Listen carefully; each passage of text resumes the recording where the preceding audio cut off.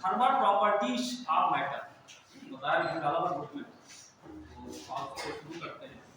Surface tension के बारे में कहा थोड़ा बता। हां सरफेस टेंशन के बारे में सरफेस टेंशन का हो तो गया था, थोड़ा भी सर क्या हो गया, क्या रह गया सरफेस टेंशन में क्या रह गया था, कहाँ तो हुआ था एकदम चेक करें तो उसमें पड़ा होगा।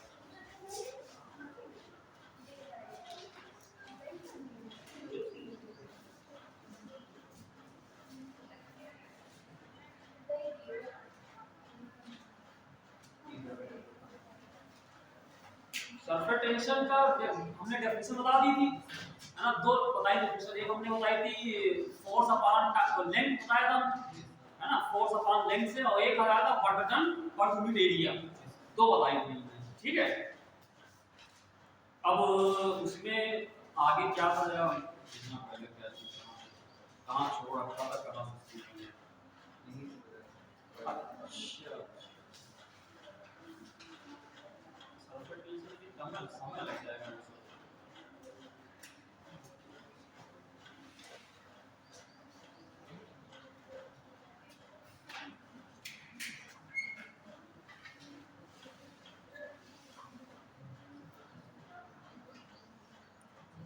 तो बताने को तो इसमें कई चीजें हैं सरफेस टेंशन में भी, है ना, बताने में तो कई चीजें हैं। कुछ पढ़ा आप लोगों ने तो बताओ क्या कहा, तुम लोगों को नहीं समझ में आया वही भाई से बता दें।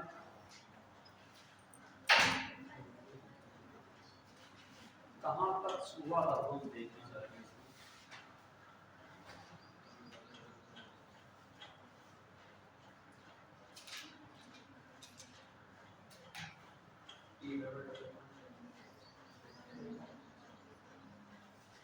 हाँ अच्छा अच्छा, वो सरफेस एनर्जी हो गया, सरफेस एनर्जी और सरफेस टेंशन ये हमने बताया था कि अगर किसी सरफेस का एरिया, सरफेस का एरिया यूनिट एरिया उसका बढ़ाएंगे तो कितना वर्क डन होगा, वर्क डन अपॉन एरिया, उसको भी सरफेस टेंशन कहते हैं, ये बताया, ठीक है। और उसके बाद हम लोग यहाँ पे एक बात कर रहे थे लिक्विड फिल्म की बात कर रहे थे।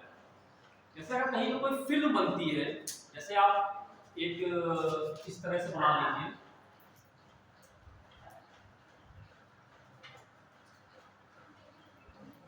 ये कोई एक फ्रेम ले लें, मेटल का बना हुआ फ्रेम है, ठीक है, और इसके ऊपर एक स्लाइडिंग ये रॉड लगी है जो आगे पीछे चल सकती है। जैसे आप साबुन को घोलें, सोप को, उसके अंदर उसको डाल के उठा लें तो यहाँ पे इसकी फिल्म बन जाए, ठीक है। जब भी फिल्म की बात करेंगे, किसी चीज की फिल्म होगी तो कहते हैं उसके दो सरफेस होते हैं, ये पक्का याद रखिए हमेशा।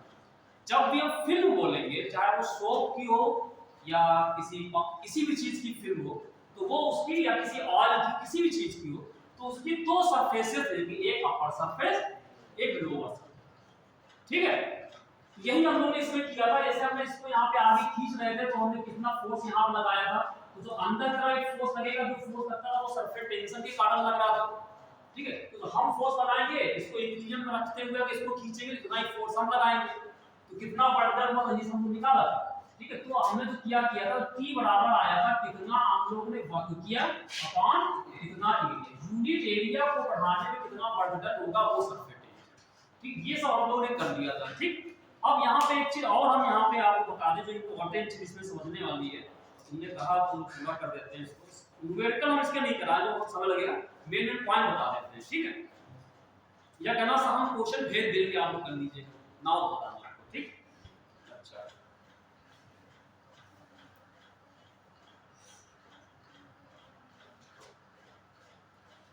देखो, जैसे अभी लगा फिल्म जब बनेगी उसकी दो सरफेस होगी, ठीक। और जब हम बबल की बात करेंगे, बबल, जैसे बबल बनाने के लिए ये बबल मतलब वो क्या कहते हैं, बुलबुला, है ना, बुलबुला होता है, ये बनाया है। तो अगर जब ये सोप का बुलबुला बनेगा, साबुन का बुलबुला, सोप का बुलबुला, फिल्म जब कोई भी जब फिल्म बनेगी, चाहे लिख लीजिए, चाहे आप चीजें याद करने के लिए, कोई भी अगर आप फिल्म बनाओगे तो इसमें आपको दो सरफेसेस देंगे, ठीक, हमेशा दो सरफेस। लेकिन जब हम बबल लेके चलेंगे, बबल के केस में आपको सिर्फ सोप का जब बबल होगा साबुन का, तो वहां पे दो सरफेस होंगे, क्योंकि जब ये बनेगा तो देखो एक ये बनेगा और एक इसके अंदर ये और बनता है इस तरह। ठीक, अगर पानी की बूंद है, एक जैसे वाटर की ड्रॉप है, तो वहां पे एक सरफेस होगा। अगर ड्रॉप लेके चलेंगे कि वाटर ड्रॉप, तो वहां पे सिर्फ एक सरफेस होगी, वहां दो नहीं होगी। सिर्फ सोप बबल जब होगा तो वहां पे दो सरफेस। ठीक, ये ध्यान रखें, फिल्म के केस में दो होगी और जो सोप बबल होगा वहां पे दो सरफेसेस होंगे। ठीक है, अच्छा अब देखो एक हम आपको एक चीज ये बता दें, इसमें हमें अब हवाला कराना नहीं सब याद हो जाएगा।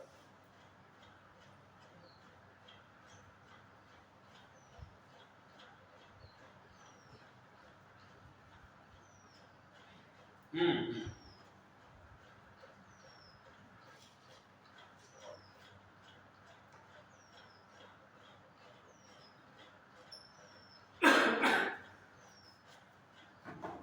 जैसे अगर कोई एक हम इस तरीके से एक कर्व है कोई, ठीक है, लिक्विड ड्रॉप मान, लिक्विड ड्रॉप पानी की बूंद। ठीक, अगर हम पानी की बूंद करें तो इसके बाहर एक प्रेशर होगा, ठीक, और एक प्रेशर इसके अंदर होगा, PO outside, P in inside. तो कहते हैं ये प्रेशर और ये प्रेशर में थोड़ा सा अंतर है, ये प्रेशर इस प्रेशर में अंतर है। ठीक, अब कहो क्यों ऐसा होगा, ये समझ लीजिए, ये बहुत इंपॉर्टेंट चीज है, इसमें सवाल आता है। इसको कहते हैं डिफरेंस इन प्रेशर, ये एक्सेस प्रेशर, कि अंदर का प्रेशर कौन सा ज्यादा होगा। देखो अगर आपसे कहा जाए कि यहाँ पे एक प्रेशर ये लग रहा है, ये यहाँ पे कौन सा प्रेशर होगा, बाहर का, बाहर की एयर का प्रेशर होगा। ठीक, और क्योंकि ये लिक्विड की सरफेस है तो इसकी सरफेस पे सरफेस टेंशन लग रहा होगा, सरफेस लगेगा, तो सरफेस टेंशन की वजह से इस पे एक फोर्स लगेगा और इस प्रेशर पे से फोर्स लगेगा, तो दो फोर्स आ जाएंगे। एक फोर्स कौन सा लगेगा, सरफेस टेंशन का, एक लगेगा इसके कारण। और अंदर क्यों लगेगा, अंदर की जो भी अंदर का जो भी मीडियम होगा उसके कारण लगा होगा। तो अंदर सिर्फ एक पी होगा, किसके कारण, अंदर की मीडियम के कारण, और बाहर क्या होगा, बाहर का मीडियम और सरफेस टेंशन, ये दोनों मिलकर इसको लगा रहे होंगे। तो अंदर वाले को इन दोनों को बैलेंस करना पड़ेगा, अंदर वाले को इसको दोनों को बैलेंस करना पड़ेगा। अंदर वाला जो पी इन जो होना चाहिए वो एक सरफेस टेंशन के कारण जो लगा होगा pressure, pressure due to surface tension, और प्रेशर एक ये इसके कारण, इस दोनों को बैलेंस करेगा। इसका मतलब क्या हुआ, अंदर का प्रेशर जो पीओ से ज्यादा होगा, है कि नहीं, या ये बोले कि जो पीइन माइनस पीओ, इसका डिफरेंस किसके बराबर आ जाएगा, सरफेस टेंशन वाला आ जाएगा। ठीक, तो जो अंदर का प्रेशर होगा वो बाहर वाले प्रेशर से क्या होगा, ज्यादा हो जाएगा। ठीक, और ये अंदर का जो प्रेशर बाहर से इतना ज्यादा होता है उसको कहते हैं एक्सेस प्रेशर। ठीक है, उसका एक नाम यहां पे लिख दीजिए, उसको कहा जाता है एक्सेस प्रेशर। और वो जो एक्सेस प्रेशर है, ये अंदर वाला माइनस बाहर वाला, और ये बराबर होता है 2T अपान R। ये याद रखिए, 2T अपान, T का मतलब सरफेस टेंशन, R का मतलब इसकी रेडियस ऑफ कर्वेचर, वैसे बोलते हैं रेडियस ऑफ कर्वेचर। क्योंकि अगर ये प्योर मतलब स्फीयर है तब तो सर्किल सर्किल काम करेगा, हो सकता है कभी कभी ये प्योर सर्किल ना हो तो कुछ कोई भी कर्वेचर हो सकता है, तो इसको रेडियस ऑफ कर्वेचर से। अंदर का प्रेशर बाहर वाले प्रेशर से कितना ज्यादा होगा, 2T अपान R। अब तो इसको ऐसे याद करें, जैसे अगर आप कहेंगे एक ऐसे बना हुआ है और एक ऐसे बना, ठीक, एक ऐसे बना एक ऐसे बना, यहां का प्रेशर अलग होगा, यहां का अलग, यहां का अलग, यहां का अलग, कौन सा ज्यादा होगा, ये देख रहे हैं, कॉन्वेक्स और कॉन्केव जानते हैं हम लोग, है ना। अगर ये ऐसे बना हुआ है, ये साइड कैसा है, कॉन्वेक्स या कॉन्केव, ये कहलाता है कॉन्वेक्स, ठीक, और अंदर वाला क्या कहलाएगा, कॉन्केव। ठीक, कॉन्वेक्स का मतलब होता है जहां पे उभरा होता है, उभार, जो उभार दिखाई दे रहा है ये कॉन्वेक्स साइड। ये वाला क्या जहां दबा हुआ है, अंदर से दबा हुआ, दबा दिया है ना, तो ये कॉन्केव। तो जो कॉन्केव साइड होता है वहां का प्रेशर कॉन्वेक्स से ज्यादा होता है, ये याद रखना। अंदर वाला इससे ज्यादा, कॉन्केव साइड में प्रेशर ज्यादा लगेगा, कॉन्वेक्स साइड में प्रेशर। क्लियर? कोई भी सरफेस हो आप मान लीजिए, जैसे बताओ यहाँ पे कौन सा कॉन्वेक्स है, ये क्या है ऊपर वाला, ये क्या है कॉन्वेक्स, क्योंकि उभरा हुआ है, ठीक है, तो ये हो जाएगा कॉन्वेक्स। इधर कौन सा कॉन्वेक्स है, ये कि ये उभार वाला यहाँ पे, तो यहाँ पे कॉन्वेक्स नीचे हो जाएगा। तो अगला होगा कॉन्केव, जो कॉन्केव ये वाला होगा, ये कॉन्केव इसमें यहाँ पे, तो किसका प्रेशर ज्यादा होगा, कॉन्केव यानी कि यहाँ का, ये वाला प्रेशर इधर वाले प्रेशर से ज्यादा होगा, ठीक है। जो कॉन्केव वाला प्रेशर यहाँ का होगा, ये वाला इस वाले से, इसको ये मतलब आप इसको यहाँ पे बोल दो ये P और यहाँ पे PG, यहाँ पे P और यहाँ पे P, ठीक है। तो जो ये वाला इससे कितना ज्यादा होगा 2T/R, ये वाला इससे कितना ज्यादा होगा 2T/R। कॉन्केव साइड का प्रेशर हमेशा ही कॉन्वेक्स साइड से 2T/R, ठीक, ये हमेशा याद रखिए। तो अगर ऐसा कोई बबल बनता है, पानी की बूंद बनती है, पानी की बूंद अगर ये इस तरह बना दिया जाए, तो पानी की बूंद में प्रेशर ज्यादा कहां होगा, अंदर की बाहर,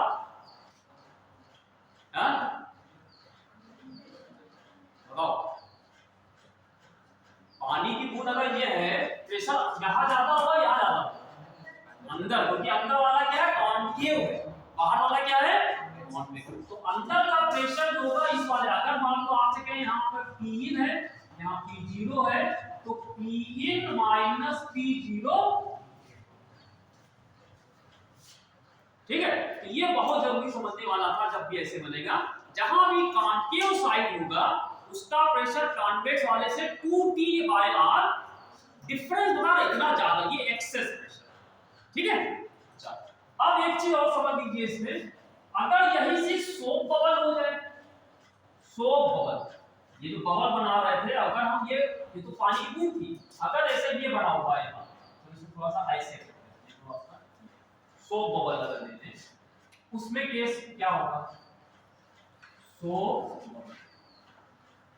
अभी हम लोग जो सोप बबल होता है, तो देखो ये है और इसमें दो सरफेस होंगी, दो सरफेस, ठीक। अगर बाहर प्रेशर P0 है,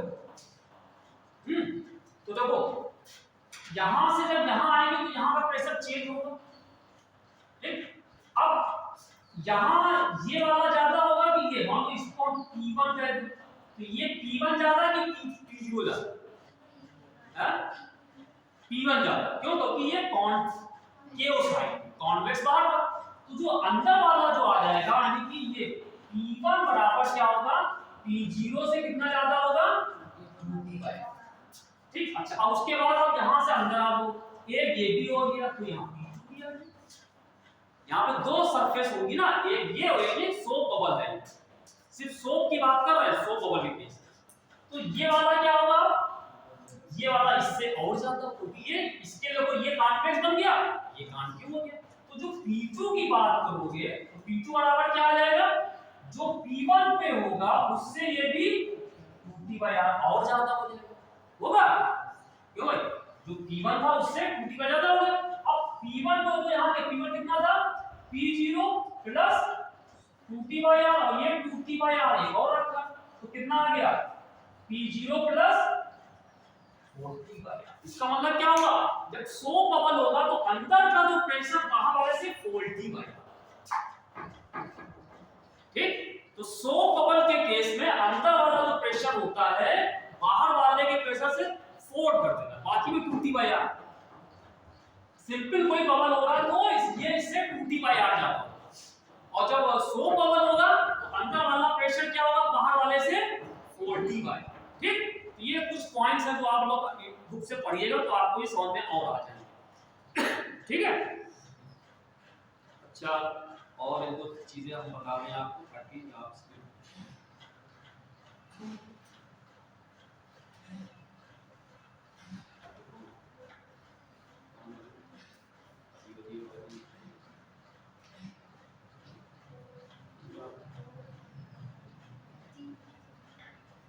इसके क्वेश्चन ऐसा कुछ हम आपको दे देंगे, कोशिश करिएगा, ना हो तो बताना हमें।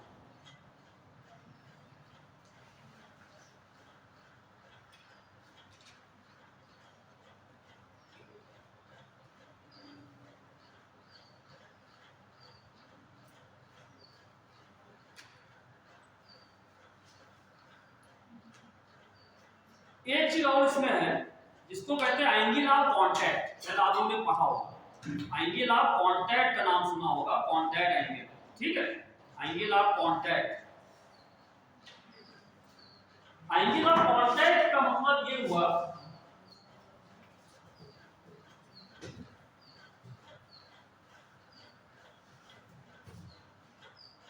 जैसे मान लो ये आपने इसमें पानी को रखा, लिक्विड, तो आप जानते हो लिक्विड जब रखते हो तो अंदर तो आपको ऐसे दिखता है, किनारे पे जब पहुंचते हो तो थोड़ा सा ऐसा होता है, यहाँ पे ऐसा होता है।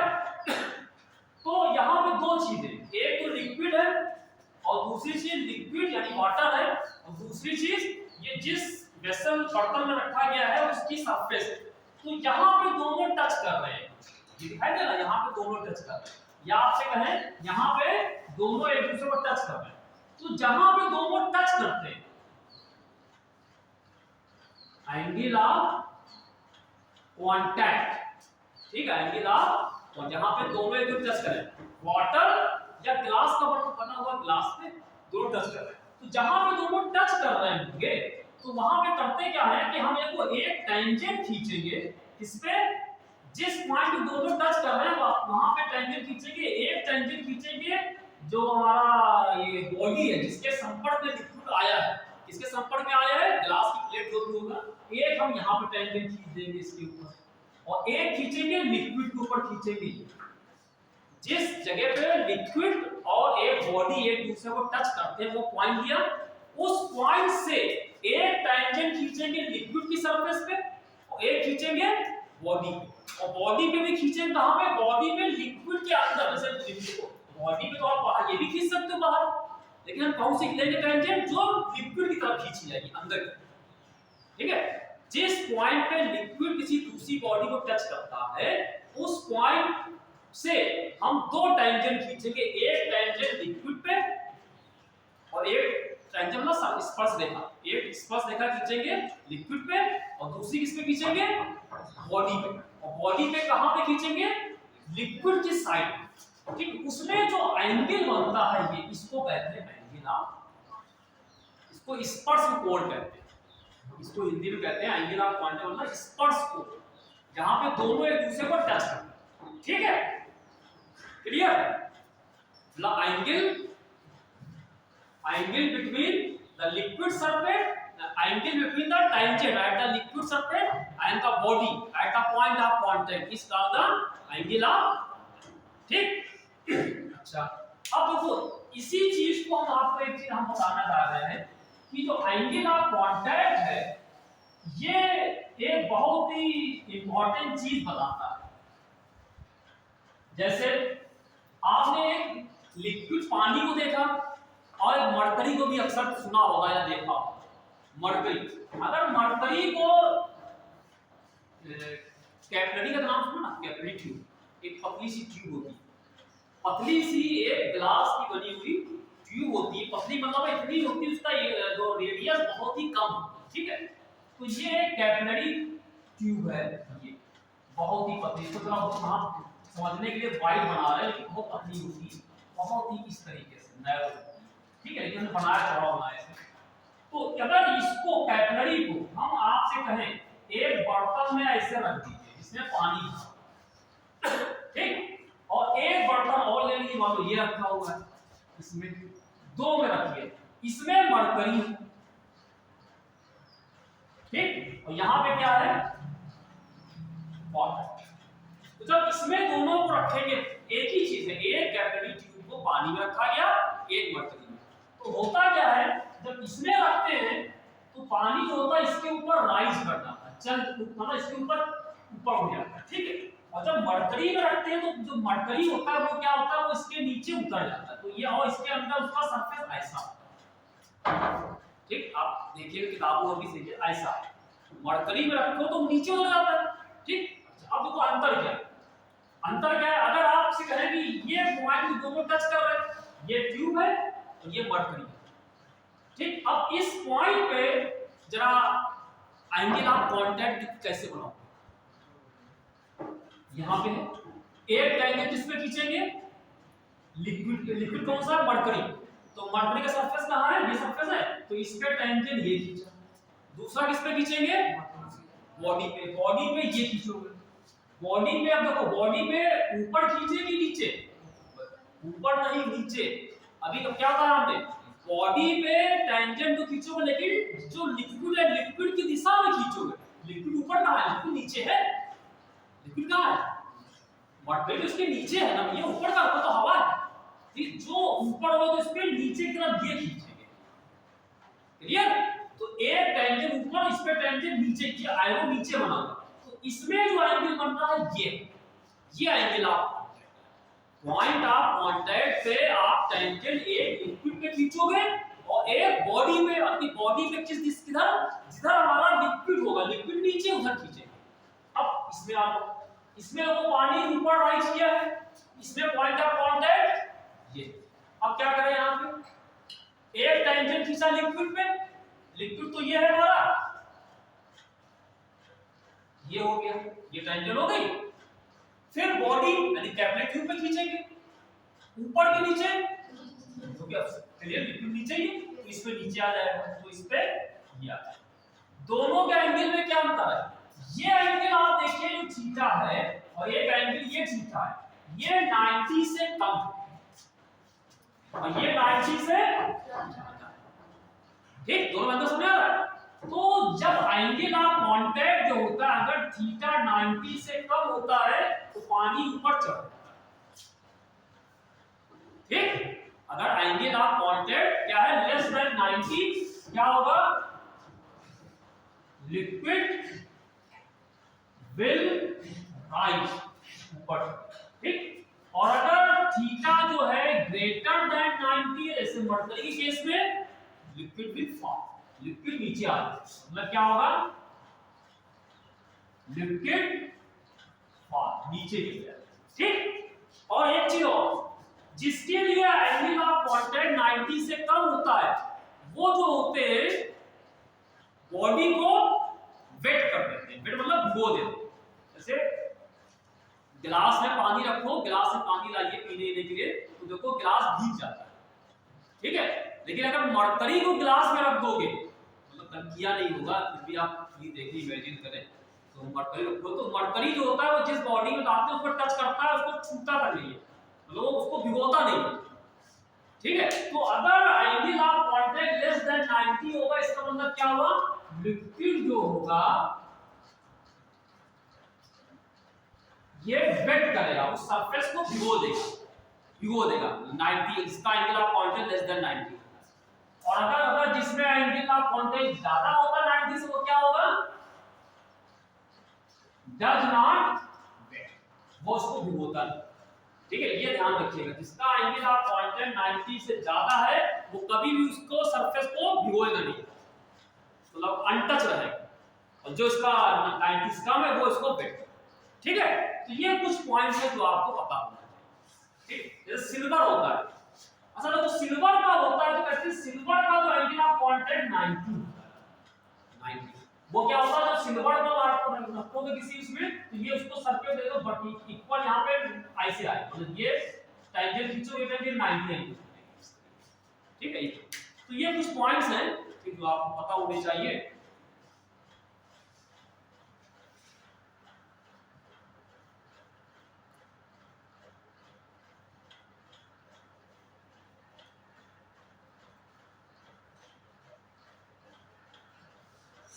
अब इसमें एक फार्मूला और बता देते हैं ताकि आप क्वेश्चन आप लगाने की कोशिश करें तो लगा लेंगे, ठीक है, एक फार्मूला है,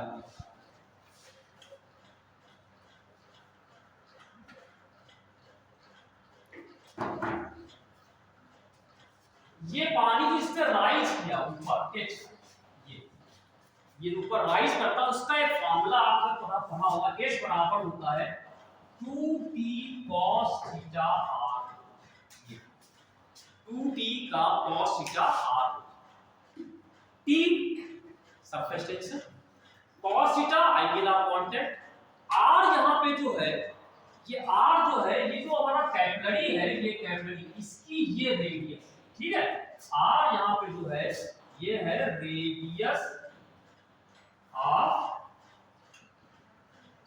कैपिलरी, ठीक, रो इस लिक्विड की डेंसिटी है और जी जानते हो कैसे लिखते हैं, ठीक, ये फार्मूला पर याद करो, बाकी आप सवाल ना कि कोई भी लिक्विड को अगर कैपिलरी ट्यूब को पानी में डिप करेंगे तो इसकी बाहर वाली सरफेस से अंदर की सरफेस कितनी ज्यादा ऊपर होगी, उसका formula 2t cos theta upon r, ठीक, ये आपको याद करना। और सब मरकरी केस में इसमें क्या होगा, ये बाहर सरफेस ये तो अंदर सरफेस नीचे हो गया, तो वो नीचे कितना h आया, मतलब ये वाला h, यहाँ पे h किया है, ये h राइज किया है, ये h फॉल किया है, तो उसका फार्मूला सेम रहेगा, बस क्या अंदर यहाँ पे जो थीटा होगा 90 से ज्यादा हो जाएगा, जब थीटा 90 से ज्यादा होगा तो cos जब होता है cos की वैल्यू 90 ज्यादा होती है वो निगेटिव आती है, निगेटिव आएगी, जब निगेटिव रखो तो ये माइनस मतलब नीचे आ जाएगा, माइनस का मतलब वो नीचे आ जाएगा, बाकी सब वही है, ठीक है, तो इतना हमने आपको कर दिया, आप बाकी रूबेटकर लगा लेते हैं, ठीक है, बाकी कुछ क्वेश्चन हम आपको तो बताएंगे भेजेंगे, तो आज वो चालू कर दे जो मेन हमको सॉल्व करना था इसमें। तो भाई आज से नया चैप्टर चालू होने जा रहा है, 4 4 4 8 10 10 लोग,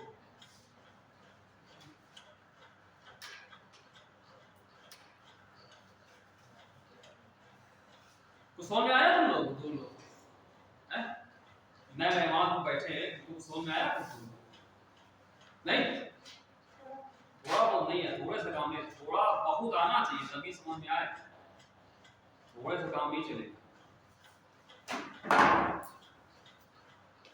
कभी कभी आओगे तो थोड़ा भी समझ में नहीं आएगा, समझे, कभी कभी आओगे तो थोड़ा भी नहीं समझ पाओगे, समझे, और वैसे अब तो कोई बाटा पहनने की जरूरत भी नहीं है कि आओ ना आओ, तो 4-5 दिन क्लासेस और होंगी, बंद हो जाएगा, आज मेरा एग्जाम हो जाएगा, कैसे हो जाएगा, फिर उसके बाद बंद हो जाएगी, नहीं चलेगी, नहीं हम पक्का वाला नहीं चलने वाले, हमको पता लग गया है, हमारी छठी हिंदी काम कर रही है, तो बताया कि ये कोचिंग बंद होगी, तुम लोग आना, आई थिंक उस दिन ग्रुप में देखा 80 लोगों के नाम है, 80 में 7 लोग तो हम ही लोग उससे बने, यानी 73 लोग उसमें ग्रुप से जुड़े, 73 में आते हो मुश्किल से 10, आज बैठे हो 10, 8 से 10 रहते हो, क्या चलेगी, हां, तुम लोग तो नहीं कह रहे, लेकिन तुम्हारे संग के कुछ और, तुम्हारे संग पीयूष आता था, क्या कह रहे हो एग्जाम, अरे जो भी आता था तुम्हारे संपर्क में तो है, तुम्हारे उससे क्यों नहीं बात करते हो आए, तो तुम लोग के संग में एक दो लोग तुम लोग सब तो जानते हो कि आप उनसे क्यों नहीं करते हो आए, उसका है जो भी है, आप एक दूसरे जानते हो, ये लुकवा गए,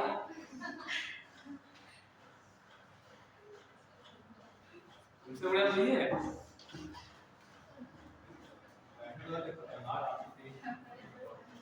तो अगर तुम्हारे लिए सब किया जा रहा, तुम लोग तुम भी रिस्पॉन्स, हमें भी अच्छा नहीं लग रहा है इससे कराते हुए कि 8 लोग बैठे, कल कुछ लोग बैठे हुए, क्या होगा इससे, इसलिए लोग क्लासेस कम होगी, अब एक क्लास होगी, तुम कहाँ डेली 2 क्लास, आज 2 क्लास है, कल परसों से तुमसे सब एक क्लास चलेगी, शेड्यूल देखा नहीं तुम लोगों ने, तो इसी वजह से तुम लोग रिस्पॉन्स नहीं करो तो यहाँ पर सिस्टम भी क्या करेगा, सिस्टम गलती नहीं करती, तुम सभी तुम लोग को नहीं कर रहे, तुम लोग तो आ रहा है कि बाकी लोग की बात कर रहे हैं, तो आप गड़बड़ तो आप ही लोग कर रहे हो उसमें, आप लोग के फायदे के सब चलाया जा रहा है, आप उसको क्या क्यों नहीं बैठाते, अच्छा खासा हाँ यहाँ पे आके बैठना है, खाली आपको खाली टाइम देना, आपको कुछ नहीं जेब से कुछ जाना नहीं, आप तैयारी भी कर रहे हैं, घर वालों को बता रहे हैं, सोसाइटी बता रही है मैं तैयारी कर रहा हूँ नीट की, हाँ बड़ा बुखार हो गया बच्चा, से नीट तैयारी कर रहा है, क्या होगा डॉक्टर बनने आ रहा है, चिकित्सक बन जाएगा, चिकित्सक चीड़फाड़ करेगा, मतलब एक अपना एक सोसाइटी में अपने आप को बताने जा रहा हूँ कि मैं डॉक्टर है, एक सफेद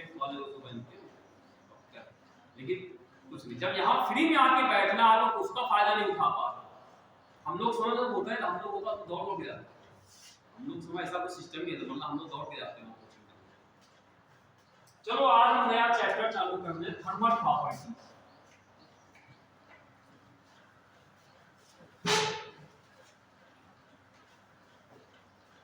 Thermal properties of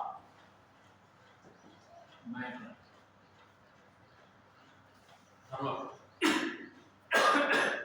देखो हम आपको एक एग्जांपल सुना रहे हैं, आपको एक एग्जांपल देते हैं। जैसे आप फ्रिज से ठंडा ठंडा पानी निकाल, ठंडी बोतल, ठीक, निकाल के ना, ठीक, और एक से कहिए जाओ गर्म चाय बना के, वो को यहाँ रख दिए दोनों, ठीक, एक कप में गरम चाय की प्याली, ठीक, क्यों है गरम चाय की प्याली है, वो नहीं है, गरम चाय की प्याली है, और एक ठंडी बोतल है। क्या होगा कुछ समय के बाद, क्या होगा? दोनों, एक गरम बहुत थी, एक ठंडा बहुत था, लेकिन कुछ समय के बाद क्या होगा, मतलब 20 मिनट बाद आप देखें तो क्या होगा, दोनों जैसे हो जाएंगे। भाई जो गरम था वो भी ठंडा हो गया, ठंडा था वो गरम हो गया। ये क्यों हो गया? ऐसा क्यों हो गया? क्या हुआ इनके बीच में? अच्छा खासा गरम और ठंडा था, ना वो गरम रहा ना वो ठंडा था, क्या है? ऐसा क्यों होता है? क्या होता है?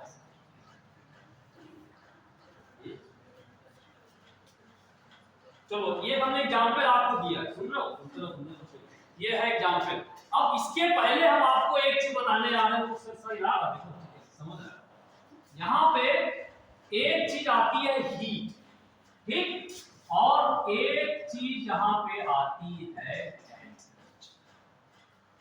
Heat and temperature. हीट का मतलब हो गया ऊष्मा, टेम्परेचर का मतलब हो गया तापमान। दो चीजें बता सकते हो। पहले टेम्परेचर की बात करते हैं। What is temperature? तापमान किसे कहते हैं?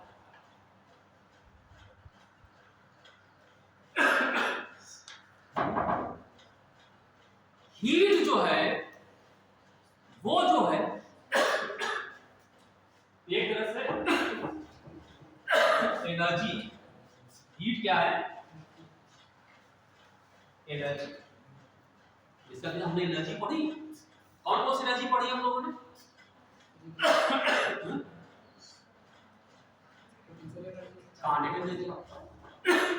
पोटेंशियल एनर्जी पढ़ी हम लोगों ने। वर्क डन, कार्य करने की क्षमता, ये सब वर्क, ये सब एनर्जी तो पढ़ी हमने। ऊर्जाएं, ऊर्जाएं है सब, ठीक है। वैसे हीट भी एक एनर्जी। हीट जो है वो भी क्या है? एनर्जी। लेकिन ये एनर्जी काइनेटिक एनर्जी और पोटेंशियल एनर्जी से थोड़ा सा डिफरेंट, ठीक। लेकिन ये कहां पे इस्तेमाल होती है वो भी समझते हैं। ये भी एनर्जी का ही एक रूप है, ठीक है, लेकिन काइनेटिक और पोटेंशियल से अलग जगह पे इस्तेमाल होता है। ऐसे अभी जो हमने दो एग्जांपल दिए वही भी अभी इस्तेमाल होता है। लेकिन उसके पहले टेम्परेचर की बात करते हैं। तापमान। तापमान क्या चीज? टेम्परेचर किसे कहते हैं? हाँ, टेम्परेचर का मतलब होता है कोई चीज कितनी ठंडी है या कोई चीज कितनी गर्म है। मतलब ये बताता है कि डिग्री ऑफ हॉटनेस या कोल्डनेस। डिग्री ऑफ हॉटनेस या कोल्डनेस मतलब कोई चीज कितनी गर्म है या कितनी ठंडी है, कि नहीं? कितनी गर्म कितनी ठंडी। अब जैसे चाय की बात हमने की, चाय बना के लाए, दो लोग लेके आए, एक में थोड़ा ज्यादा ठंडी होगी, ज्यादा गर्म, एक में थोड़ी कम गर्म होगी, तो है दोनों ही गर्म। तो आप कंपेयर कैसे करोगे कि एक ज्यादा गर्म एक कम गर्म? तो दो है जो करें, एक होगा ज्यादा एक कम, लेकिन तीन है तब क्या करोगे?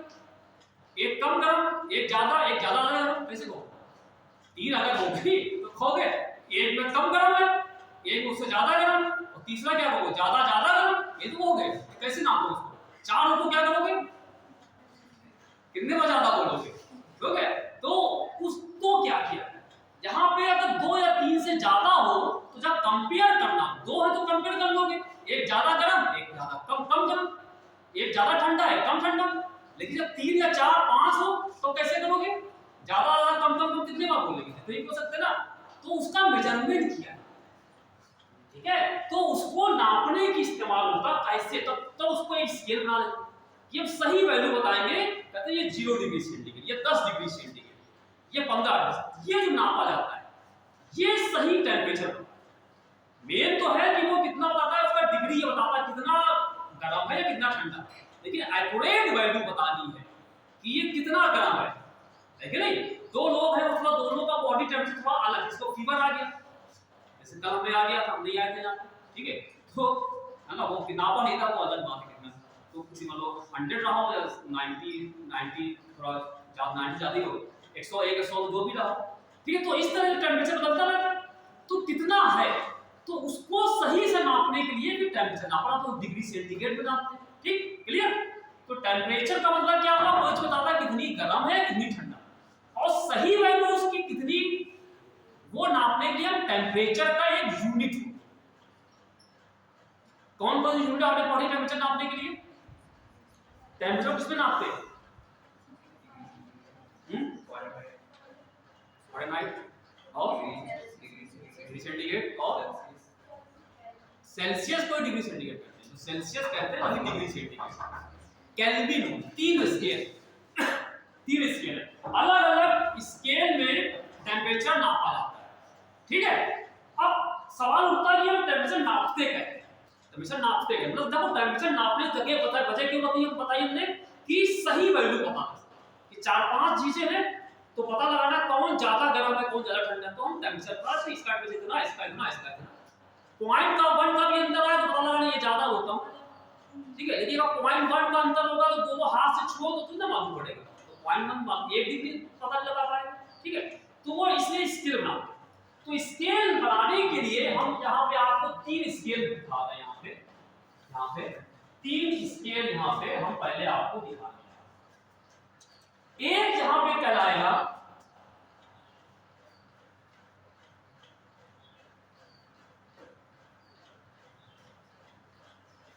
सेल्सियस, डिग्री सेल्सियस, ठीक। एक कहलाता है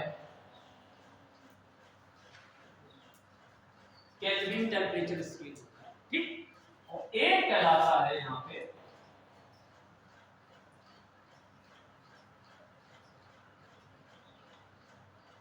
फ़ारेनहाइट। 3 तरह के टेम्परेचर स्केल है फ़ारेनहाइट, ठीक। डिग्री जब सेल्सियस की बात करते हैं इसको लिखते हैं डिग्री सेल्सियस, ऐसे सी में लिखते हैं, डिग्री लगाते हैं सी। और केल्विन को खाली हम लोग यहाँ पे के लिखते हैं, कैपिटल के, यहाँ डिग्री लगता है।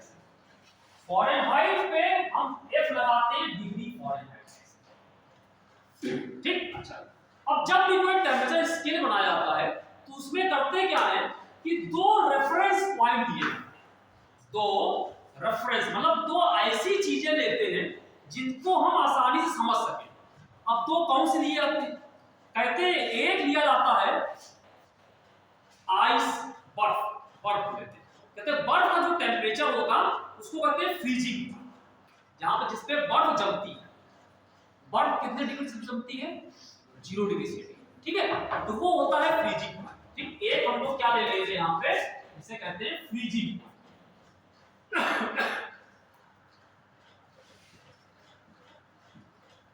और एक होता है कौन सा बॉइलिंग पॉइंट ऑफ वाटर। एक होता है फ्रीजिंग पॉइंट ऑफ वाटर, यानी पानी जिसपे जमता है, और एक होता है फ्रीजिंग बॉइलिंग जिसपे पानी उबलता है। पानी कितने डिग्री में उबलता है? 100 डिग्री सेंटीग्रेड, ठीक है। तो एक कहलाएगा यहाँ पे बॉइलिंग पॉइंट, ठीक, बॉइलिंग पॉइंट ऑफ वाटर। अब होता क्या है जब डिग्री सेंटीग्रेड की बात करते हैं तो डिग्री सेंटीग्रेड फ्रीजिंग पॉइंट को 0 मानते हैं और बॉइलिंग पॉइंट को 100 मानते हैं, ठीक है। ये 100 डिग्री सेंटीग्रेड, ये 0 डिग्री सेंटीग्रेड, ये अलग अलग स्केल है। अब ये 0 है, ये 100। अब इसको 20 में कितने खाने हैं? 100 में डिवाइड कर देते हैं इसको यहां से लेकर के छोटे 100 में डिवाइड कर देते हैं इसको, ठीक। और फिर जो एक बचेगा वो क्या होगा? 1 डिग्री, दूसरा वाला 2 डिग्री। इस इस तरीके से इसको स्केल होता है। ठीक है, फिर यही चीज हम केल्विन में आते हैं। केल्विन में तो उल्टा उल्टा नहीं मतलब अलग है।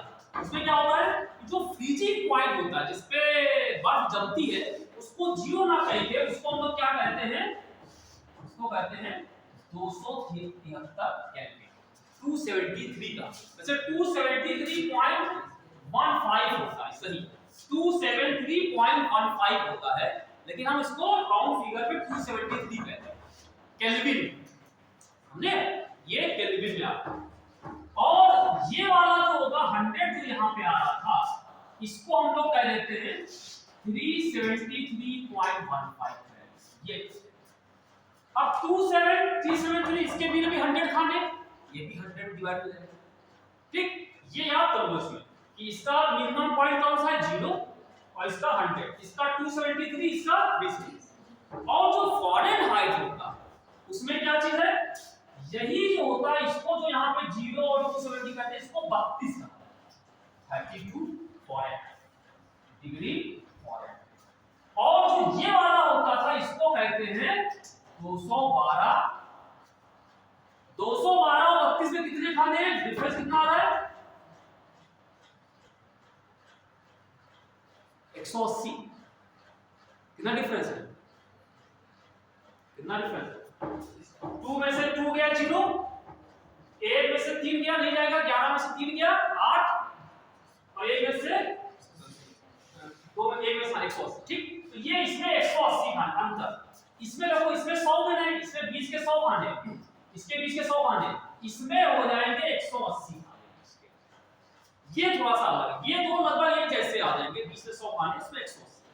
ठीक है, अब जैसे किसी बॉडी की बात करें, जैसे हम बर्फ की बात करें, बर्फ 0 पे क्या करते हैं, फ्रीज करती है, जमती है। ठीक है, तो इसमें जब पढ़ोगे डिग्री सेंटीग्रेड में और सेल्सियस में पढ़ेंगे तो वो क्या होगा, वो 0 डिग्री सेंटीग्रेड कहलाएगा। लेकिन वही चीज यहाँ पे कितनी पढ़ाई जाएगी, 273 केल्विन। क्या टेंपरेचर तो बदल गया, टेंपरेचर वही है, टेंपरेचर यानी यूनिट बदल गई। जैसे किसी चीज का मास नापते हो, आपने कहा 1 किलो, देखिए ग्राम में नापोगे तो 1000 ग्राम है, मास तो वही है ना, वही चीज को पढ़ने का तरीका है तो वही चीज की। वैसे यहाँ पे इसको 273 कह रहे हैं, तो ये क्या आ जाएगा यहाँ पे 32 फॉरेनहाइट कह रहे हैं। ठीक, अब इसमें लोगों सवाल जो आपको मिलेंगे, सवाल होते हैं वो कन्वर्जन के सवाल कि एक स्केल दे रखा है, दूसरे स्केल में टेंपरेचर कितना होगा, एक से दूसरे में कैसे जाए। एक से जैसे आपने दिया होगा उसमें कि डिग्री सेंटीग्रेड में टेंपरेचर दे रखा होगा, तो कहेंगे उसका फॉरेनहाइट में बताइए कितना, वही टेंपरेचर फॉरेनहाइट में कितना पढ़ा जाएगा। ठीक है, या आपका केल्विन में दे रखा है तो केल्विन से इसमें कितना आएगा। ठीक है, तो वो जरा आपको तरीका बता लेते हैं। मान लो आपको ये कोई टेंपरेचर नहीं है, 20 का कोई टेंपरेचर यहाँ पे है, ये टेंपरेचर तो एक ही होगा, लेकिन इसमें कितना पढ़ेंगे, इसमें कितना पढ़ेंगे, इसमें कितना। ठीक, तो उसका एक फार्मूला आप समझ लीजिए क्या है फार्मूला। तो अभी इसको हीट को हम बाद में बात डिस्कस करते हैं, यहाँ पहले फार्मूला शुरू किया तो इसको मान लीजिए अगर हम इसको डिग्री सेंटीग्रेड में करते हैं, इसको चलो इसको हम यहाँ पे सी करें और यहाँ जो टेंपरेचर है उसको हम लोगों ने के को, ठीक, और जो यहाँ पे है उसको हम लोगों ने नाम अलग अलग, फॉरेनहाइट में उसको एफ बोला, इसमें उसको के से भी लिख दिया हमने, इसको सी से कहते हैं। तो देखो जो भी टेंपरेचर है, जो भी है, सी में से मिनिमम वाला माइनस करो, -0, सी में से इसको माइनस, जो सबसे मतलब लोवेस्ट आने की जो फ्रीजिंग पॉइंट था उसको माइनस करो, अपॉन 20 के कितने खाने हैं 100, 100 से एक कम। ठीक, बराबर इसमें आ गया, यहां पे कितना था के में से इसका मिनिमम कितना है 270, तो इसको माइनस कर दो, के माइनस इसके कितने खाने 20 के हैं 100, इसको भी 100 है तो इसको भी यहाँ पे 100 कर दिए। ठीक, वही चीज हटा देंगे, f मिनिमम कितना है इसका 32, तो इसको यहाँ पे 32 20 के खाने कितने हैं इसके 180। तो ये फार्मूला आप याद कर लीजिए अच्छी तरीके से। इससे अगर आपको C पता होगा डिग्री सेंटीग्रेड पे तो केल्विन निकाल सकते हैं। केल्विन पता है डिग्री सेंटीग्रेड निकाल सकते हैं। फ़ारेनहाइट पता करना है ये पता है, जो भी आप ऐसे निकालो। जैसे मान लो अगर हम यहां से यहां की बात करें, अगर हमें क्या करना है डिग्री सेंटीग्रेड से केल्विन पे जाना है, मतलब इन पहले इन दो को सॉल्व करो। ये क्या आएगा C/100, ये आया K माइनस 273 अपॉन 100, 100 कैंसिल हो गया। यहाँ पे क्या आ गया K बराबर क्या आएगा यहाँ पे C प्लस 270। ये फॉर्मूला हो गया। यानी अगर डिग्री सेंटीग्रेड में अगर टेंपरेचर दे रखा है तो केल्विन में क्या होगा उसमें 273 ऐड करो। ठीक है, इसको किताबों में कहते हैं कि इसको यहाँ पे इसको लिखते हैं स्मॉल टी से लिख देते हैं, इसको स्मॉल टी लिखेंगे, और जब इसको लिखते हैं इसको कैपिटल टी कहते हैं। ये ऐसे लिखा है, इसको कहते हैं एब्सोल्यूट टेंपरेचर भी कहते हैं। तो केल्विन को हम लोग एब्सोल्यूट भी बोलते हैं। तो केल्विन टेंपरेचर स्केल है, ये टेंपरेचर डिफरेंट टेंपरेचर स्केल्स हैं। 3 टेंपरेचर स्केल्स हैं, एक डिग्री सेंटीग्रेड, एक केल्विन, या इसको कहते हैं एब्सोल्यूट भी कहते हैं। एब्सोल्यूट टेंपरेचर स्केल, ठीक। ये फ़ारेनहाइट टेंपरेचर स्केल, क्लियर। तो अगर डिग्री सेंटीग्रेड में टेंपरेचर T है तो एब्सोल्यूट में या केल्विन में क्या होगा 273 है। तो ये आपको एक रिलेशन छोटा सा आता है यार, चाहे अगर ये याद है तो आपको कोई निकाल कर पढ़ना ये भी याद कर सकते हो, ठीक।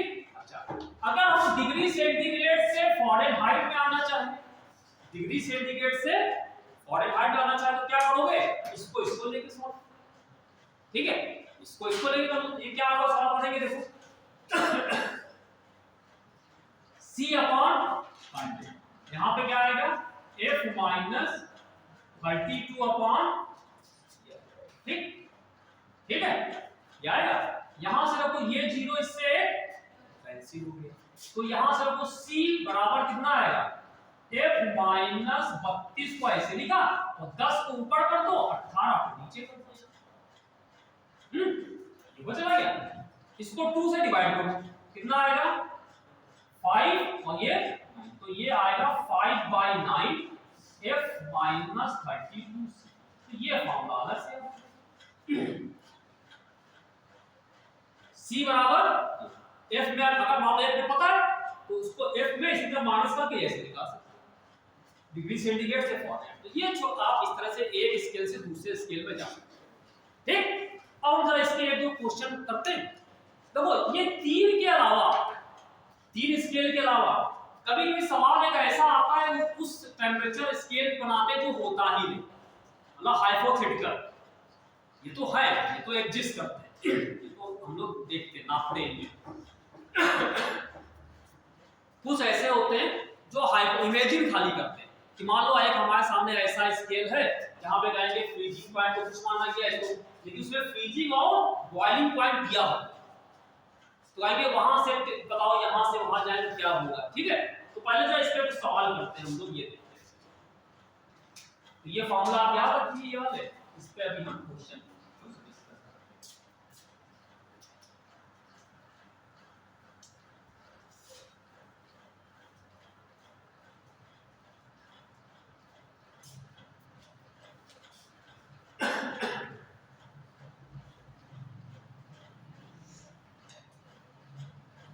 फॉर्मूला देखिए आपके सामने, हम अभी इसको चलो अलग करते हैं। ये लीजिए यहाँ पे C/100 K माइनस 273/100 और ये हो जाएगा F माइनस 32 अपॉन, ठीक। ये अभी लिखा हुआ है तो आपको देख के बता सकते हैं।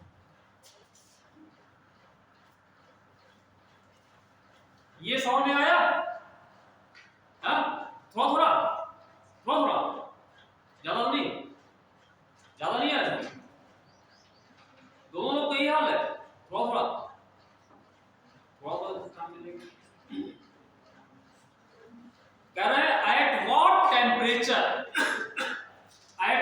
टेम्परेचर लिखो, at what temperature does at what temperature does the temperature in Celsius and Fahrenheit equalize? बड़ा सिंपल सा सवाल। at what temperature does the temperature in Celsius and Fahrenheit equalize? ठीक, आंसर है -40 डिग्री, एक है 40 डिग्री, एक है 36.6 डिग्री और एक है 38। ये at what temperature does the temperature in Celsius and Fahrenheit equalize? इसका मतलब क्या हुआ? क्या मतलब हुआ? कह रहे हैं कौन सा ऐसा टेम्परेचर है जिसमें सेल्सियस और फारेनहाइट में जो वैल्यू दोनों एक ही बताती है, दोनों एक ही हो जाए, कौन सा होगा इसमें से? मतलब सेल्सियस और फारेनहाइट ये दोनों सेम वैल्यू दे रहे हैं, मतलब F और C को नापा जाए दोनों एक ही आ रहा है। सवाल समझे? At what temperature does the Celsius and Fahrenheit temperature equalize?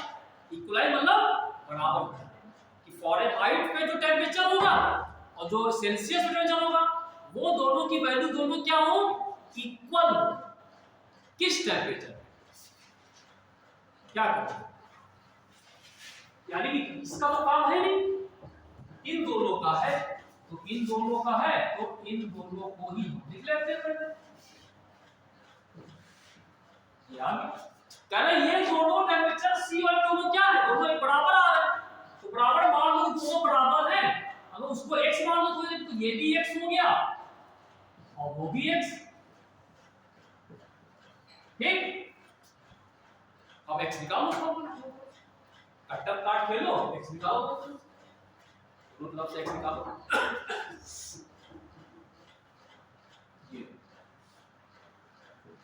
ये x by 10 x minus 32 180।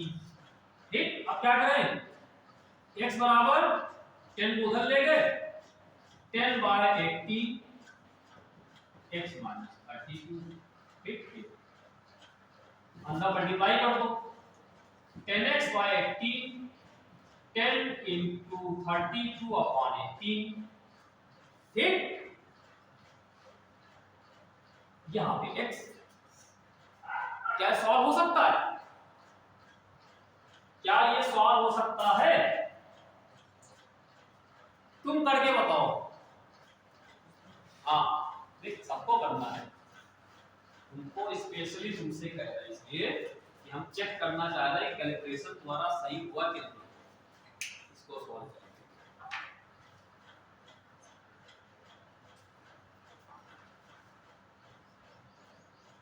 कुछ लोग सो जाते हैं, हमारे पढ़ाने से कुछ लोग सो जाते हैं,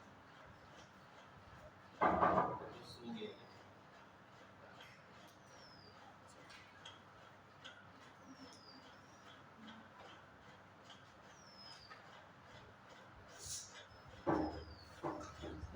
निकाला भाई?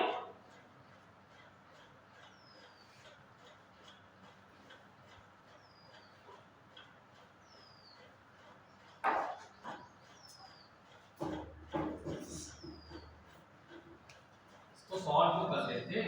5 ये 5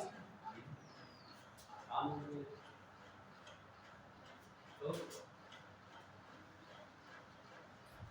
x बराबर 5x अपॉन 9 माइनस 5 और ये कितना होगा? माइनस को हाँ, ये ऐसे किया ना, ये जब माइनस उधर ले आओ तो 160 अपॉन 9 और ये 5x अपॉन 9 माइनस 6। अब इसमें से एलसीएम लेना पता है? क्यों तुमको एलसीएम लेना पता है? कब सीखोगे? 2-3 बार तुमको बता चुके एलसीएम लेना। तुम चाहते नहीं समझना, दो बार कोई बता दे तीसरी बार तो अपने आप करना आ जाना चाहिए। एलसीएम 5x माइनस 9 यहाँ पे है तो कितना आ जाएगा, यानी कि minus 4x upon 9, 160 upon 9, 9 9 cancel हो गया तो x बराबर कितना आया 160 बाई 4 माइनस कितना होगा माइनस 40 आ जाएगा, है ना, माइनस 40 पे दोनों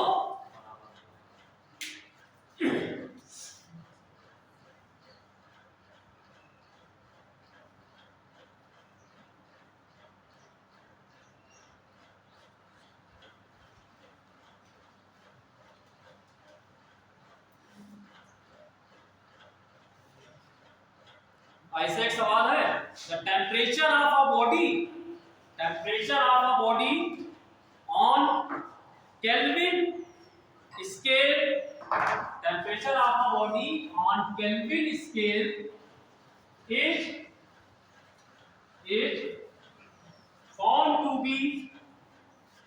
is found to be x, temperature of a body on Kelvin scale is found to be x Kelvin, Kelvin temperature scale पे किसी बॉडी का टेम्परेचर नापा गया तो वो x आया, ठीक है, ठीक है, कह रहे when it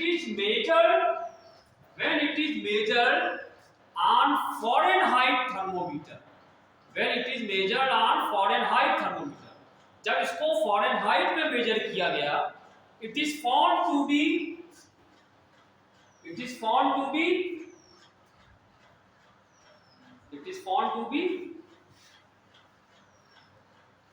x, Fahrenheit में भी x, it is found to be x, then the value of x is, तो वैल्यू ऑफ x बतानी, तो x की क्या वैल्यू होगी ये बताना, अरे वही मतलब है, अब तुम क्या करते हो मतलब कि केल्विन और फारेनहाइट पे टेम्परेचर दोनों बराबर,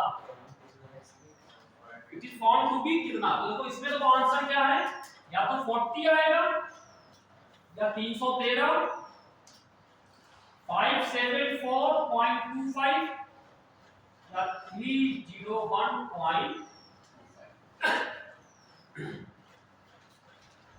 केल्विन पे किसी बॉडी का टेम्परेचर नापा गया तो x आया, और उसी को अगर हम फारेनहाइट पे थर्मोमीटर से नापे, फारेनहाइट बाय थर्मोमीटर से नापते हैं तो कितना आता तो भी x आता है, तो कह रहे x की वैल्यू कितनी है, तो x की वैल्यू कितनी, तो क्या करोगे ये दोनों बराबर, यहां भी x यहां भी x, रख करके x निकाल आएगा, कर लेना है ना, बोले कोई प्रॉब्लम नहीं, तीसरा वाला है निकाल लेना, तीसरा वाला ठीक। अब देखो एक सवाल क्या हो जो हम आपसे कहने आ रहे थे, एक ऐसा स्केल की बात करेंगे एक ऐसा स्केल की बात करेंगे जो होता ही नहीं है, ठीक है, जो होता ही नहीं है वो हम अब बताने जा रहे हैं, एक ऐसा, ठीक है, करें the freezing point on a thermometer is marked at 20 degree, 20 degree. The freezing point on a thermometer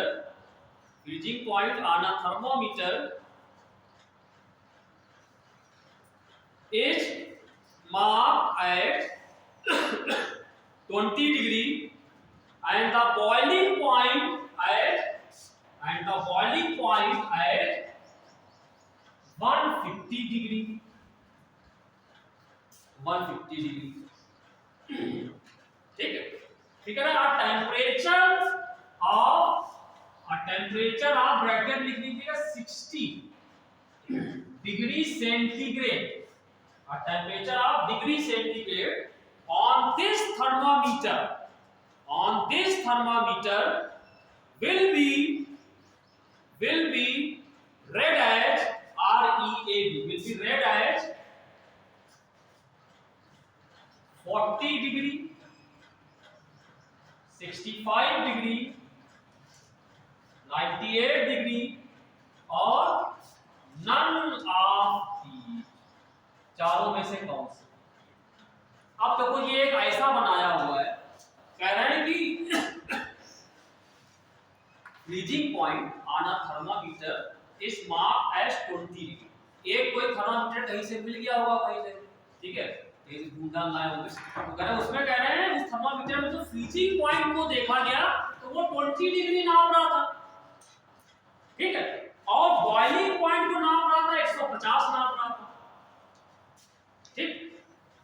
क्या ऐसा होता है भाई? हमने कहा फ्रीजिंग पॉइंट डिग्री सेंटीग्रेड में 0 होगा, केल्विन में 273, और उसमें 32 तीनों में से कोई नहीं है, इसका मतलब ये हाइपोथेटिकल है, ये एक इमेजिनेशन है, सोचा गया है कि ऐसा कोई थर्मामीटर मान लो बनाया जाए जिसमें फ्रीजिंग पॉइंट को 20 नापा जाए, 20 डिग्री।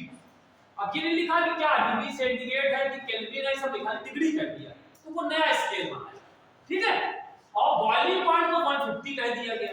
कहने मतलब ये होगा कि नीचे वाला जो 20 कह दिया गया और ये वाला 150 इस पे। तो कह रहे हैं कि सवाल क्या है, अ टेंपरेचर ऑफ अब अगला लिखा है टेंपरेचर ऑफ 60 डिग्री सेंटीग्रेड। अब सेंटीग्रेड वाला आ गया, कौन सा? सेल्सियस। कह रहे हैं अगर सेल्सियस पे अगर किसी को 60 होता है तो वो इसमें कितना, समझे? मतलब जो सही वाला आप जो स्केल ढूंढ लिया, कौन सा? Celsius, centigrade. ये तो हाइपोथेटिकल है। एक सही वाला जो हम लोग जानते हैं, कहते हैं कि डिग्री सेंटीग्रेड वाला था, अगर temperature of 60 degree centigrade on this thermometer will be red है, कि जो 60 सेंटीग्रेड जो है पढ़ा जाएगा, जो हम लोग पढ़ते हैं, वो इस वाले हाइपोथेटिकल पे कितना पढ़ा है। सवाल समझे? मतलब क्या हुआ, डिग्री सेंटीग्रेड से इस वाले पे चेंज करना है। क्या करें, कैसे चेंज करोगे भाई? ये हमारा हाइपोथेटिकल है, सेंटीग्रेड वाला कौन सा था, ये हमको पता है 0, और ये 100 होता है, और ये यहाँ पे 60 वाला पूछ रहा है, 60 वाला इस पे कितना पढ़ा जाएगा, 60 वाला इस पे कितना पढ़ा जाएगा। तो मान लीजिए इस पे पढ़ा जाएगा वो x मान लेते हैं। तो ये हमने क्या बताया, कैसे निकालते थे, जो भी निकालना हो ये माइनस मिनिमम अपॉन डिफरेंस, ये upon minus minimum upon difference, ये लगा दो। तो इसमें क्या आएगा, अगर आपको ये पढ़ रहा है तो क्या करोगे, x माइनस मिनिमम कितना इसका 40, इसका टेंपरेचर इसका मिनिमम अपॉन इन दोनों का मिनिमम और मैक्सिमम का डिफरेंस कितना है 150 माइनस 20 कितना आएगा 130, 150 में से इसको हटा दो, ये कितना आएगा 130, बराबर इसमें आ जाओ, दिस माइनस दिस 60 माइनस 0 और इनका डिफरेंस, ठीक, ऐसे होगा। तो यही तरीका याद रखो, जो हमने इसको फार्मूला बनाया था वैसे इसके लिए कर लीजिए। अगर कोई हाइपोथेटिकल है तो उसके लिए ऐसे किया जाएगा कि जो भी टेंपरेचर यहाँ पे लिया जाएगा उसका मिनिमम, उसको मिनिमम से माइनस कर दो, अपॉन कितने मिनिमम मैक्सिमम का डिफरेंस आ रहा है, वही इसके लिए कर दो, ठीक है। तो ये कर लो भाई, कितना आएगा 1 0 इससे उड़ा दो, ठीक।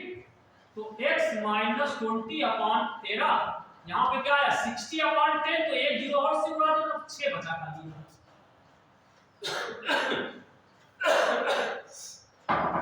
इसको सॉल्व करो, क्रॉस मल्टीप्लाई कर ली,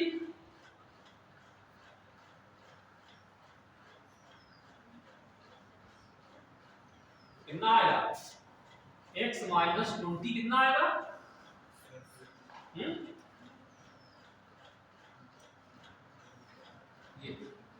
98, नहीं सॉरी 78, तो यहां से x बराबर 20 प्लस 78 कितना आ गया 98 आना, 98 दिया, ठीक है क्यों भाई।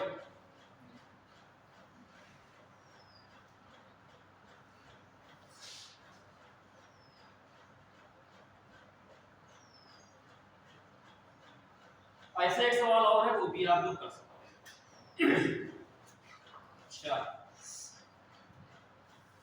अब आते हैं कि चेंज इन टेम्परेचर की बात करें, ठीक, कि जैसे ये तीन जो हमने स्केल बनाए थे, डिग्री सेंटीग्रेड, केल्विन और फ़ारेनहाइट, उसमें दो टेम्परेचर का डिफरेंस की बात करें तो कितना होगा। जैसे अगर हम डिग्री सेंटीग्रेड की बात कर रहे थे, ये डिग्री सेंटीग्रेड वाला, और एक हमने लिया था ये केल्विन का, और एक लिया था हम लोगों ने फॉरेनहाइट। तो यहाँ पे दो टेम्परेचर ले लें, यहाँ से यहाँ जाने में कितना चेंज हुआ, मतलब डेल्टा सी, यहाँ से यहाँ जाने में कितना चेंज हुआ डेल्टा के, और यहाँ से यहाँ जाने में डेल्टा है। तो क्या ये भी अलग अलग होंगे या ये भी बदलते रहेंगे? मतलब इसमें एक टेम्परेचर वाला था T1, एक 32, तो यहाँ से यहाँ जाने में कितना चेंज हुआ उसको हमने डेल्टा सी किया डिग्री सेंटीग्रेड, और जो केल्विन में चेंज होगा उसको कहेंगे डेल्टा, और इसमें होगा डेल्टा। तो इसमें क्या रिलेशन होगा, देखो इसको समझने के लिए बहुत आसान सा है। ये क्लियर हो गया ना?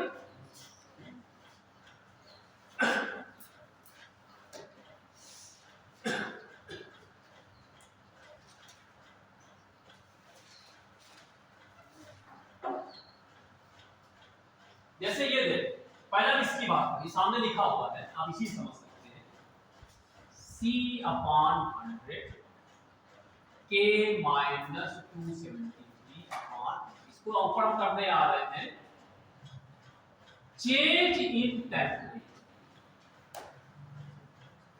जब टेम्परेचर में चेंज होता है तो एक स्केल से दूसरे स्केल में टेम्परेचर का चेंज में क्या रहेगा, एक से दूसरे, ठीक है। देखो 100 तो खत्म ही हो गया यहाँ से, ये आ गया C बराबर K माइनस, अगर आपसे कहें दोनों साइड में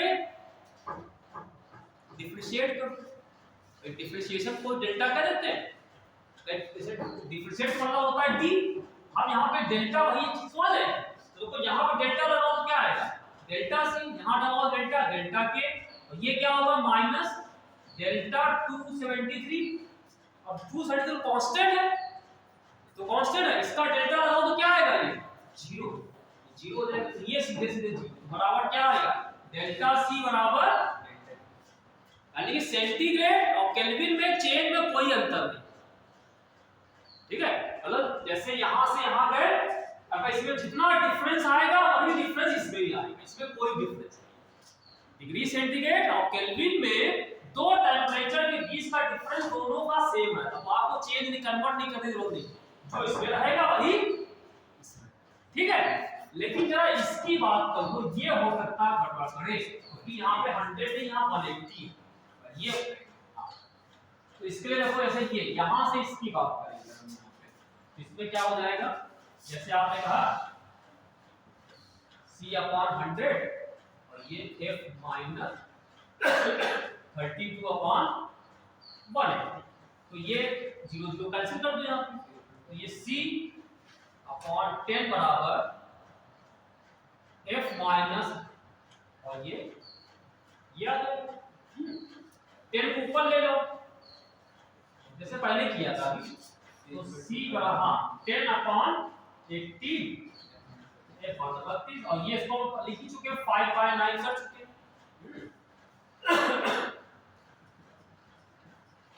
अब यहाँ पे डेल्टा लगाओ, तो डेल्टा C बराबर 5/9 ऐसे रहेगा, डेल्टा F और ये 0 है, तो डेल्टा F यहाँ लगाओ, डेल्टा 32, तो 32 क्या कांस्टेंट है, तो 0, तो ये तो इसमें देखिए अंतर है कि अगर फॉरेनहाइट में डेल्टा F चेंज हो रहा है, डेल्टा इसमें क्या होगा, उसका 5/9 से मल्टीप्लाई किया,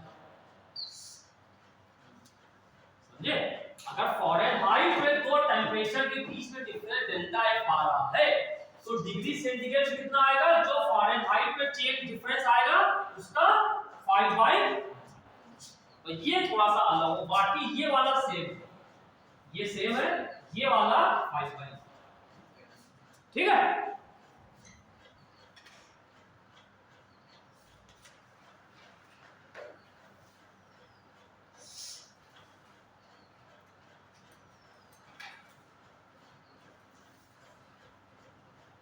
एक सवाल इस पे करते हैं, एक सवाल करें आप, centigrade and Fahrenheit thermometer, centigrade and Fahrenheit thermometer are dip यानी कि डुबो देना, नैया डुबो देना ऐसे होता है, नाव डूब गई, वैसे यहाँ पे थर्मोमीटर को डुबो दिया, are dipped in boiling water, are dipped in boiling water. Boiling water में सेंटीग्रेड और फ़ारेनहाइट दो जो थर्मोमीटर थे इनको भिगो दिया गया। ठीक, अच्छा भाई। ठीक है, तो वाटर टेम्परेचर इज लोअर, फिर वाटर का टेम्परेचर कम करते गए। The water temperature is lower until the Fahrenheit thermometer registers 140 degree Fahrenheit. The water temperature is lower until the Fahrenheit thermometer registers 140 degree Fahrenheit. What is the fall in temperature? What is the fall in temperature as registered by the centigrade thermometer?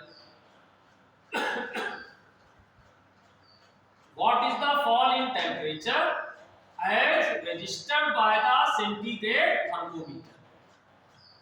क्यों भैया, कैसे होगा? कैसे होगा? 80 degree centigrade, 60 degree centigrade, 40 degree centigrade और 30, कौन सा सही होगा? कह रहे हैं दो हमारे पास थर्मोमीटर थे, एक सेल्सियस वाला सेंटीग्रेड स्केल का और एक कौन सा था, फ़ारेनहाइट का। दोनों को ले जाके उबलते हुए पानी में डाल दिया, पानी उबल रहा था, डाल दिया। उसके बाद कह रहे हैं पानी को ठंडा करते गए, ठीक है, और तब तक ठंडा करते गए जब तक कि जब दोनों देख रहे टेम्परेचर, सेंटीग्रेड वाले को नहीं देखा, फ़ारेनहाइट को देखना। फ़ारेनहाइट वाला जब आ गया 140 नीचे आता गया, जब फ़ारेनहाइट पे कितना आ गया, फ़ारेनहाइट पे यहाँ पे कितना आ गया 140 पे जब ये पहुंच गया उस समय रुक गए। तो कह रहे उस समय अगर ये 140 पढ़ रहा है तो इसका टेम्परेचर मतलब नहीं तो पहले बॉइलिंग पार्ट में डाला दोनों को, ठीक है, फिर ये घटते घटते इतने पे आ गया। तो कह रहे जो सेंटीग्रेड वाला था उसमें कितना फॉल हुआ, कितना टेम्परेचर कम हुआ, उसका टेम्परेचर नहीं पूछा, टेम्परेचर में फॉल पूछ रहा है, यानी delta c. What is the fall in temperature है रजिस्टर्ड बाय सेंटीग्रेड थर्मोमीटर? क्या करेंगे बताओ?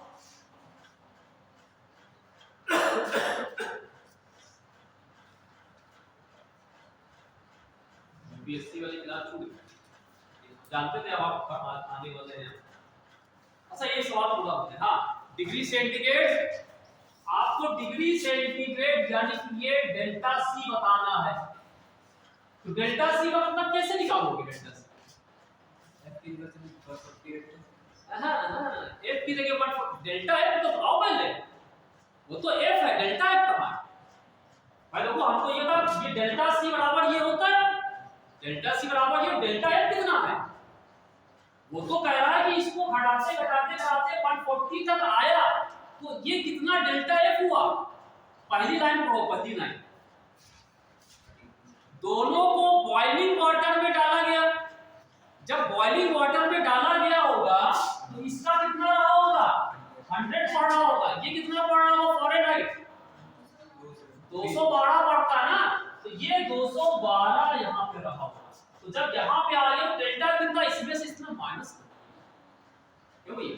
ठीक है, तो डेल्टा एफ जो होगा वो कितना होगा? 212 माइनस 140 है, 140 ये आएगा। तो 2 और 1 में से 4 गया तो कितना आएगा? 1 में 4 गया 7 और ये 1 में से 72 है, ये तो आ जाएगा, ये 72 आएगा डेल्टा एफ। क्लियर? तो अगर इसमें डेल्टा एफ इतना आ रहा है तो डेल्टा सी इसमें पूछ रहा है 40 है, देखो कितना इसमें 40 होगा, हाँ 40 आएगा। ठीक है, तो पहले डेल्टा एफ निकालना है, ये तो भैया ये है इतना, ये हमने आपको कुछ हमने एक स्केल से दूसरे स्केल में जाने पे टेम्परेचर कैसे चेंज होता है वो बता दिया, और कैसे चेंज इन टेम्परेचर निकालना, ये आपको फॉर्मूले हमने बता दिए। अब हमको इसमें थर्मल एक्सपेंशन शुरू करना है। तो अभी हमको जैसे बताया जा रहा है कि मैं क्लास को यहाँ पे समाप्त कर दूं, तो ठीक है मैं इसको समाप्त करता हूँ। बाकी कल की क्लास में थर्मल एक्सपेंशन पे डिस्कस करेंगे, थर्मल एक्सपेंशन।